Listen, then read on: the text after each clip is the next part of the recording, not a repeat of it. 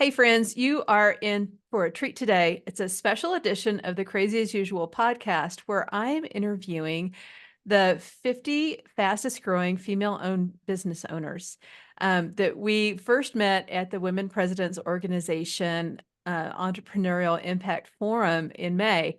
And Mary Pagano is the gracious first guest who signed me up because I want to tell my story. And what was really amazing, let me just preface this. Maryann is the co-founder and CEO of BlackHawk Data, number 4 on the 50 fastest list.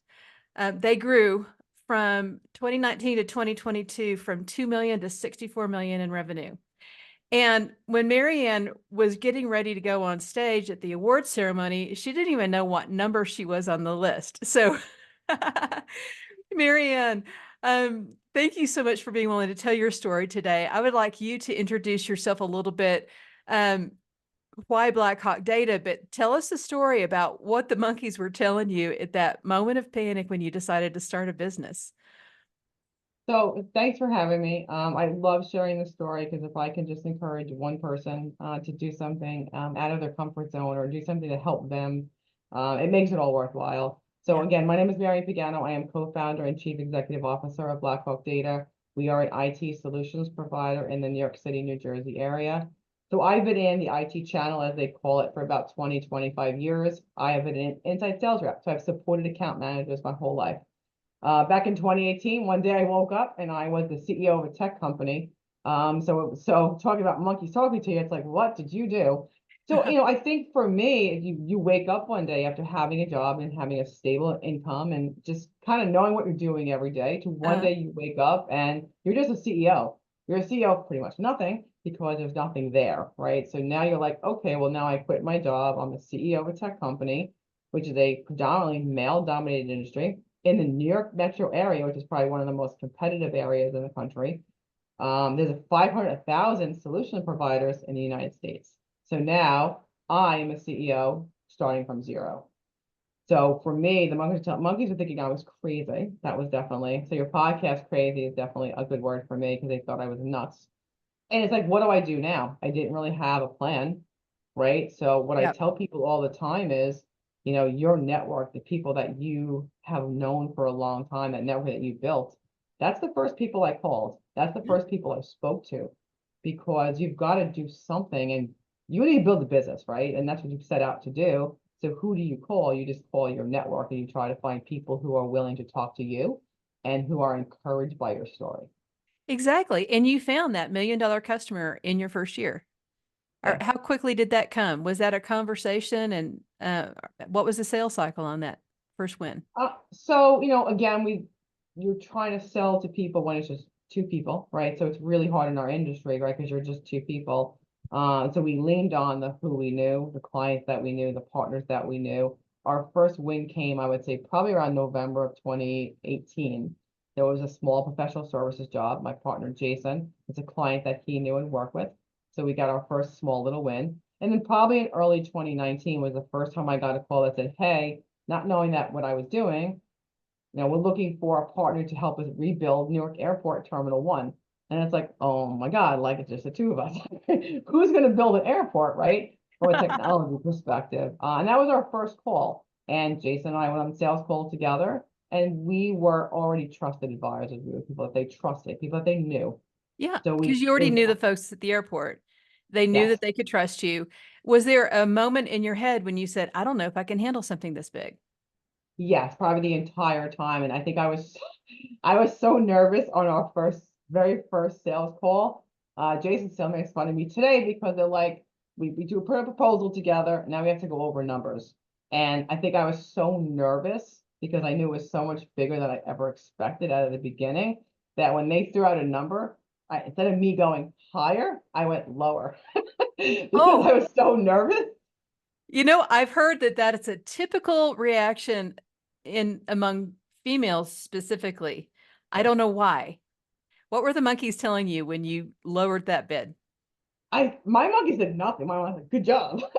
So my monkeys are probably aren't that smart. It was my partner, Jason. He was just like, did you know you went lower, right? And I was like, I did. Like, I think it was just, like you said, from a woman's perspective, I think you're just nervous, you're not confident, and you just spit out whatever comes out because, again, you're in a room full of men, you're negotiating, and I don't think you're prepared for someone to come back and say, well, how about this number? It's like, well, no, how about this number? It's like, I'll take it. I'm like, whoa, wait a minute, what happened? And I think it's because you're a female. So I had to like kind of sit back and breathe for a second. He'd be like, Yeah. I'll let you change your number. And I was like, okay, well, let me change my number. And then we kind of Oh, won on a bigger number, thank God. And that was our first win, but it was scary. The monkeys were telling me not to be so scared and to kind of breathe. But I think as a woman, I was very reactionary because I felt the pressure of having to win and yeah. scared at the same. Yeah. Well, then you won the client and you're doing the work.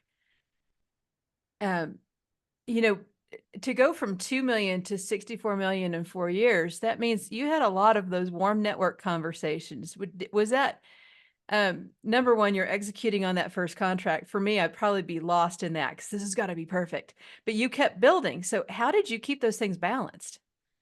I don't know. I'm still trying to balance today. And I think one of the things that if you're going to be an entrepreneur or run your own business, or you're going to be a manager or a VP, right? You're always, I call it a four-legged stool where one of the legs are always broken or bent, right? So you're always trying to pick things up because at the time we won, we had no staff, we had no project management, we had no engineers, we had no sales team, right? Yeah, So now you're trying to be everything to everybody. right. And then, as money starts to flow, you get to hire people, like, Mhm. small things here and there, but you still have to grow because it's only one job, right? So you're Uh-huh. starting to build and you're actually being a salesperson and you're being a project manager simultaneously, Right. right? You're also an order processor, you're also a quoting person. So you're pretty much everything while you're still trying to make calls on the back end. Making cold calls wasn't probably one of my favorite things because I've never done it, but I did it because I had to. So I just started making cold calls in between stuff and just trying to get new clients on the phone. And then it just slowly progressed over time, Yeah. and then, we got to the, 22 million, then the 44, then the 64 and a half. And, we're on target for 85, which is our number. My number is 100, but we're on target, right? And I think that it's just being able to, I have to find the right people around you and people that are strong, people have the same drive and determination. And don't forget, we built the business and then COVID hit, right? So now you have staff. So the project that we had went on hold, right? Because there was no money, no project because COVID hit. Everybody went home. Yeah. So now I hired staff for a project that I wasn't obviously expecting COVID to hit. So you Yeah. weren't expecting that to happen.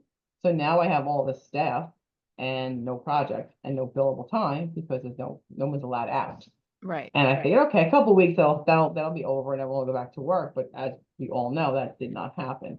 Right. So now I have to find more creative ways.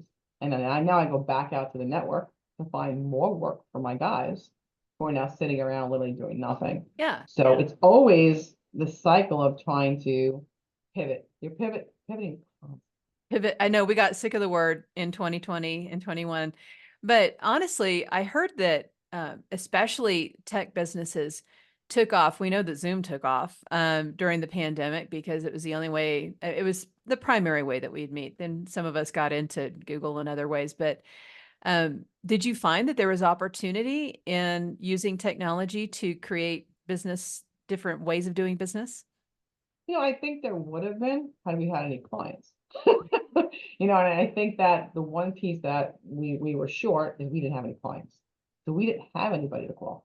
So you didn't have any, because everyone always said, oh, call your clients, outreach, help them go remote, help them go virtual. And that'd be great if I actually had clients to call. But I you don't didn't have have the clients. anybody. So what I did was call the manufacturers. I called business partners, really competitors. And I said, well, how can I help you? Right. Mhm. And they were so gracious to help me back. That's And I great. think it's about your strong network and your brand and your own personal brand that got Yeah, me where I am today. absolutely. Yeah. Well, it's clear that your network has done a lot of work for you, but as a business systems consultant, like I told you, I work with smaller businesses. I'm really curious how you scaled your operations to handle that growth. Did you have a really good system to start with, or have you transferred from one system to another? How do you manage the back end of your business, your pipeline and your CRM and all of those operations that you have to put in place? Yeah, so that was the fun part, right? Because you also don't have a whole lot of money to spend, right, on tools, right? So first we started with spreadsheets, right? Uh-huh. We quickly outgrew that. We went to QuickBooks, we quickly outgrew that. We went to ConnectWise, we quickly outgrew that. Then we ended up with NetSuite a couple of years ago, and that seems to be the tool that works. Yeah, Again, having 20 years in the industry, I've got a good background and core understanding of how things had to work. yeah, So that was super helpful. But you go through multiple tools, right, till you get to where you want to be, and then you finally buy this enormous NetSuite tool. You spend a whole lot of money, but then you've got someone like me trying to set up a tool. I don't have the financial wherewithal or the understanding how right. to set up P&Ls and balance sheets, and that was where the struggle came in, because the bigger you get, the bigger the tools you get, and you don't have the right staff around you, then you start to kind of wean down because now what do I do with this tool, right? So that's where the CFO piece had to come in, where I needed to hire, besides myself and Jason, my next big hire, and CFO was first on the list because when you get to a certain dollar amount, I have no financial background. I Right. didn't go to college, Oh, so I wow. don't, yeah, I don't have a lot behind me, right? So I outgrew myself quick on the financial side. So Keith had to come in and resurrect, as he calls it, what CFO prior had broken on him. Oh, wow. Well, I've heard that good leadership just means we hire the people who do what we don't know how to do, and we let them run their operations. Yeah, I love that. That's yeah. fantastic. So, with your team, you call yourselves the BlackHawk 11. Is that because you have 11 on your executive team or 11 on your team? Where did that come from? So the BlackHawk 11, so the BlackHawk name comes from my partner Jason and I were actually at one of the airports we were working at, and the BlackHawk helicopters had landed. We were trying to find a name for the company. And he was like, "How about BlackHawk?" So I was like, "Okay, that's cool. We both have military families, so that kind of worked." The 11 comes from the 11 people that stood by me when I decided to quit my job and start a business. And those 11, well, 10 plus me, that stood by me and still stand by me today. So they're my core 11. Six of them work here. Others work at other places, but there's a core 11 that really kind of helped guide me and carry me through to where I am today. That's beautiful. It says a lot about your ability to really curate relationships. My How strength. Not only finance is not it. Relationships is my strength. Absolutely. How would you advise a young CEO to um, kind of manage the monkeys of growth and leverage those relationships in order to get that first big win that will allow her to actually breathe? I think, and I tell people all the time, because I've met a few people from WPO, some of the other 50, some people who were just there.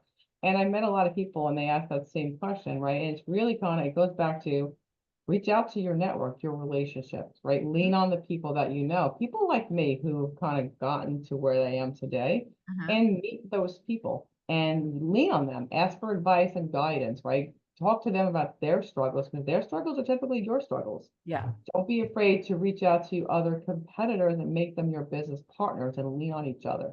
And I think so often we don't lean on each other because we're afraid to overshare, or we're afraid to reach out to people who are in the competitive space. Yeah. But don't be. They could become your best advocates. They could become your best guidance and advisors, or your best client, Yeah. right? So use your network, use your personal connections, and honestly, just be real and authentic with people. And that carries you so far. People will want to come to you and they will gravitate to you if you're just you. I love that. It's the easiest way to operate, isn't it? Yeah, it's the only way I know. I always feel like the least eloquent speaker on a stage or the most unprepared person, but I'm just authentically me. I love that about you, Maryann. And thanks for sharing the authentic self, even with the surprise of my own video today. It's okay because we are all just making it through one day at a time. Is there any last piece of advice you want to leave either our WPO members or future WPO members to inspire them to hit that $2 million goal? I would tell them if you have a goal in mind, I said no one's gonna set a goal and meet a goal more than you. Go for it. Drive the business forward, put your best foot forward, and don't give up. And if you feel like giving up, you know where to reach me. That's fantastic.